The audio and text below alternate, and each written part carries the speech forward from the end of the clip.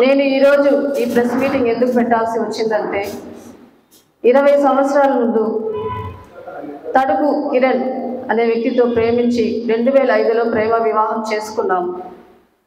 మా జీవితం సజావుగా సాగుతుండగా పెద్దలకి మా ప్రేమ వివాహం ఇష్టం లేక కొన్ని మనస్పర్ధల వల్ల దూరం చేయడం వల్ల నేను డైరెక్ట్గా చిత్తూరు కలెక్టర్ దగ్గరికి నా బాధను విన్నవించుకున్నాను. ఆయన స్పందించి మా అత్తగారింటి మా మామని భర్తని పిలిపించి నా భర్తతో కాపురానికి పంపించారు. కాపురం సజావు సాగుతుండగా కానుకలు తేలేదని రోజు హింసిస్తూ ఉండేవాళ్ళు. మా అత్త, మా కమలమ్మ, మా మామ మురగయ్య, మా ఆడపడచు అరుణ, మా మరిది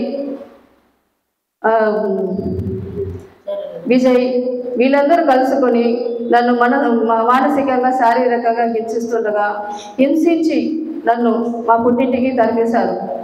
అలా మా పుట్టింట్లో ఉండగా నాకు తెలియకుండా నా భర్తకు ఇంట్లో వాళ్ళందరూ కలుసుకుని వేరే వివాహం చేశారు.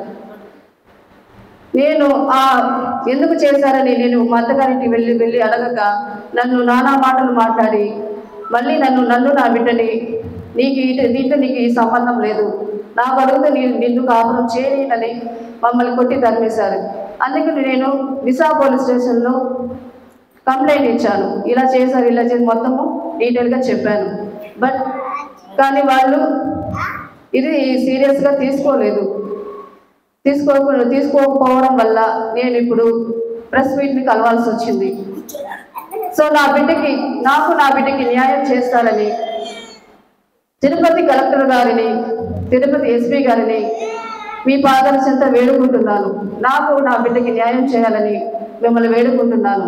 ఇంట్లో తమ విధేయురాలు సంధ్య, నా కుమారుడు జాషువా జాయ్ తడుపు నాకు న్యాయం కావాలని, న్యాయం చేస్తారని, నా బిడ్డకి తండ్రి కావాలి, మాకు తోడు కావాలి. నేను కోరుకున్నది ఒకటే, మాకు న్యాయం చేయండి. ఇదే నేను మీతో వేడుకుంటున్నాను.